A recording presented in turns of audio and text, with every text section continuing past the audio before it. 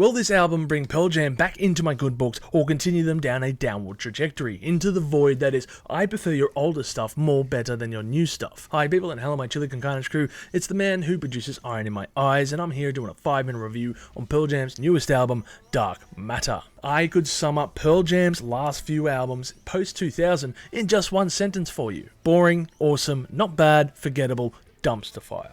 Ever since their self-titled album, the band just seems to have gone on a massive downward spiral, especially post-2000, and they're fast becoming a disingenuous pop rock group that feels like a shadow of the band that wrote songs like Jeremy or Rearview Mirror.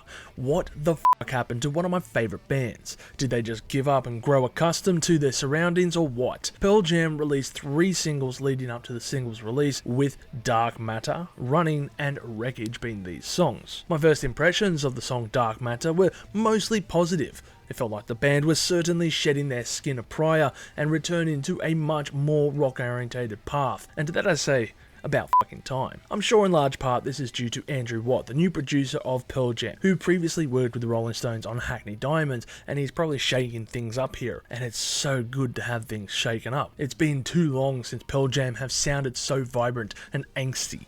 It's like a firecracker went off under their ass, and they've woken up with a strong sense of direction. And if Dark Matter wasn't fast enough for you, then Running should have you covered.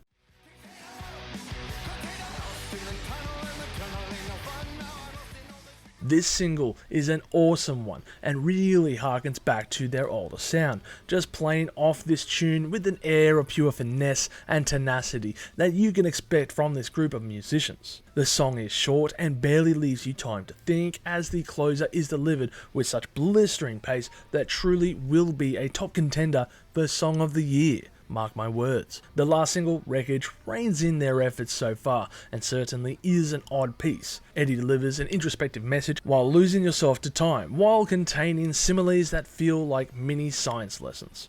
I'm not a big fan of this slow burner, as it seems more in line with their recent material, but it's certainly not a song I would skip. Now, if that last single left you weary for another repetition of Gigaton, then I want to bring your mind back some years. Do you remember when Eddie was climbing the scaffolding and just dangling 20 feet in the air? Do you remember when Eddie wrote Pro-Choice on his arm during an MTV Unplugged show?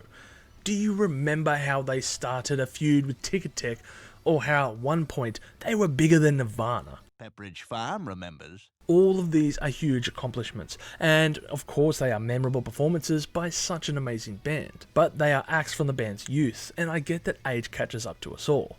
However, we can't escape the notion that the last few albums have been complete duds, especially Gigaton. When you think about it, out of all the big bands that emerged out of the grunge era, especially Pearl Jam, they are the true survivors. Other contemporaries like Soundgarden, Nirvana, Alice in Chains and Stone Temple Pilots all have one thing in common with Pearl Jam. All of these bands have a strong vocalist who were very charismatic. Out of all of these bands, there is only one frontman left alive. Now that is a sombering thought, but perhaps one that Eddie knows only too well, and given this album's subject material about things coming into existence and then fading away, then maybe this album is addressing the elephant in the room through a series of metaphors. The first track off the album, Scared of Fear, is certainly a solid piece by Pearl Jam, and it almost feels like one of their signature moves by having that kind of bass intro play out before kicking the song into gear, and it does go off on the right foot. If you look over the past, Pearl Jam have done some awesome opening tracks,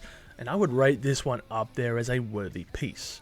I felt the album was going to be in a good place once I heard this tune, but not all the songs on this record are as good as the opener or the singles that were dropped. And Won't Tell is one of these tracks that really feels like a mid-album lull. Oh yeah, this tune just doesn't work. The next tune, Upper Hand, is also a precarious piece with its weird little intro that sounds like a Muse song before it swings into things with an extremely slow pace and just drags its feet. Sure, it has some beautiful sounding guitar licks sprinkled throughout, but not even they can save the overall vibe of this tune. If I had heard this song in a live setting, I would certainly be leaving for a piss break. Thankfully, the album is saved by a few other tracks, especially the following song, Waiting for Stevie, which builds to an amazing crescendo and pays off well for its runtime.